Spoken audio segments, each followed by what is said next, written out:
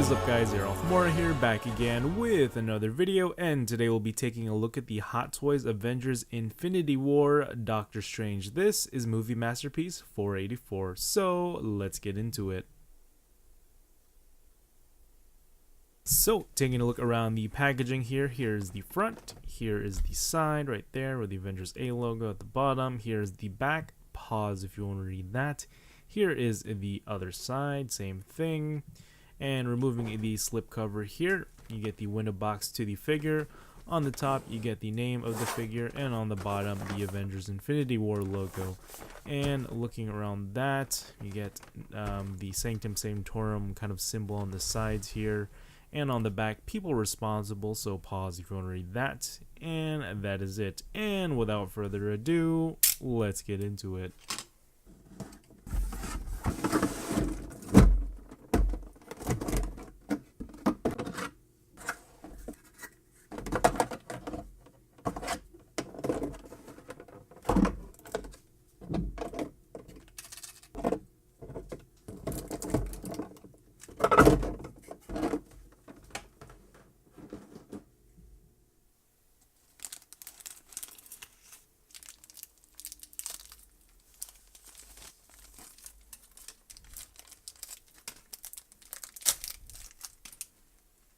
Doing some size comparisons, here is Doctor Strange next to other figures from the Avengers Infinity War line by Hot Toys, and a couple of more Hot Toys, including the Marvel Legends Doctor Strange from the Marvel Legends Thanos 3-pack, 10th anniversary of course.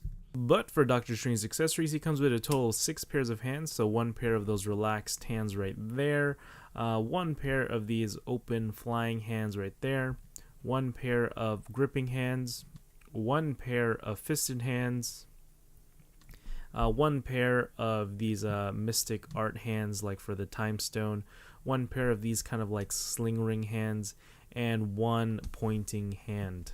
And this is what the pointing hand looks like on the figure.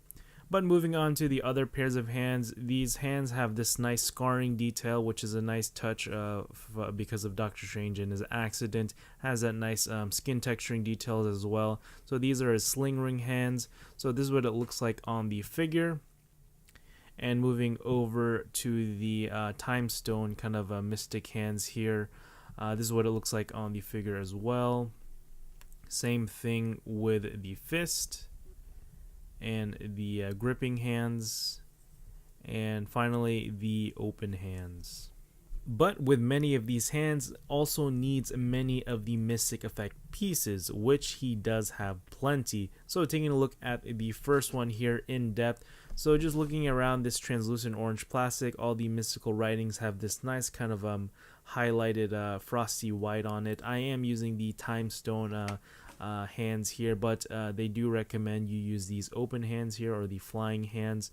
So you would stick the third finger in and the thumb in right there, and it attaches pretty nicely, and it is quite secure in there. So once I'm holding it on the hand here, I'm shaking it around, it won't move. But this is what it looks like on Doctor Strange, which looks really cool, trying to recreate some movie moments right there. Next up, these orange mandalas that go on his forearms there. Really nice translucent plastic with the clear white highlights. Same thing with the green mandalas here for the time stones. So this is what it looks like with the orange mandalas on Doctor Strange using the fist. And here is Doctor Strange using the green mandalas with the time stone effect hands. And moving over to this kind of square mandala here. Same nice detail, same translucent orange as well. You would use the open hand right here. You could either use the left or right open hand. So this is what it looks like on Doctor Strange. Now looking at the ruby rings of Ragador right here, same thing, even though it's not ruby.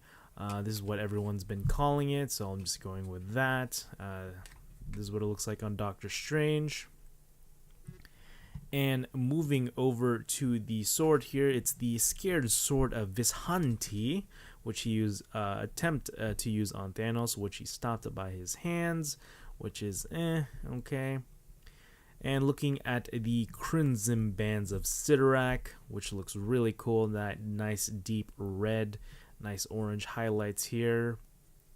Really fragile piece, so you want to be careful, and you would use the open hands for this.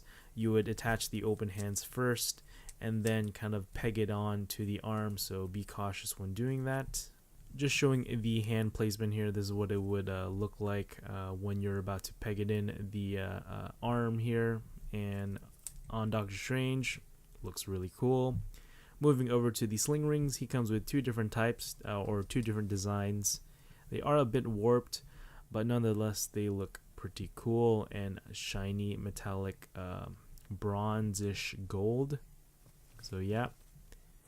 And his two little kind of medallions here, or the time stone or the eye of Agamotto. So that's the open and the closed.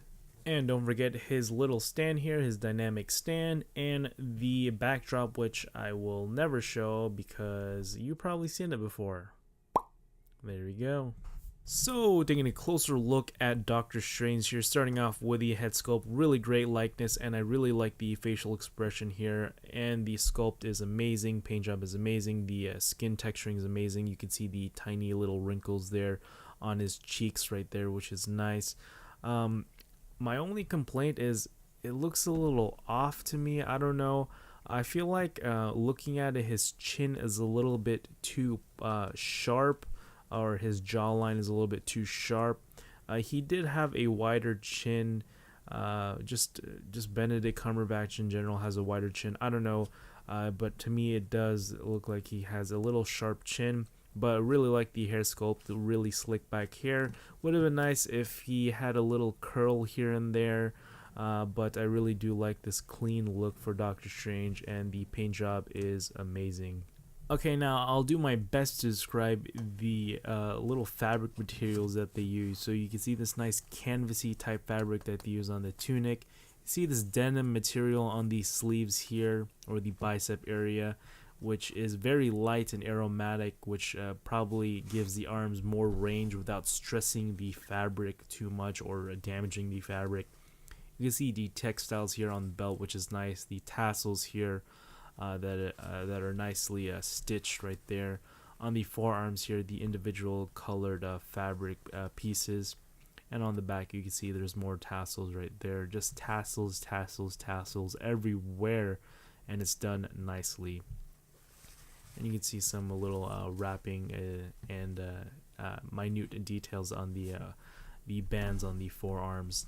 Moving over to the lower part of the tunic here, you can see there are nice layering and nice stitching on the front. It's a little bit messy on the back, but that's okay. It has a metal wire. It's kind of a copper wire right there. I did check, so yeah. So this metal wire continues throughout each individual I guess you could say piece of the tunic, or the lower part of the tunic skirt. Just lifting that up, you can see that denim material, but it is not like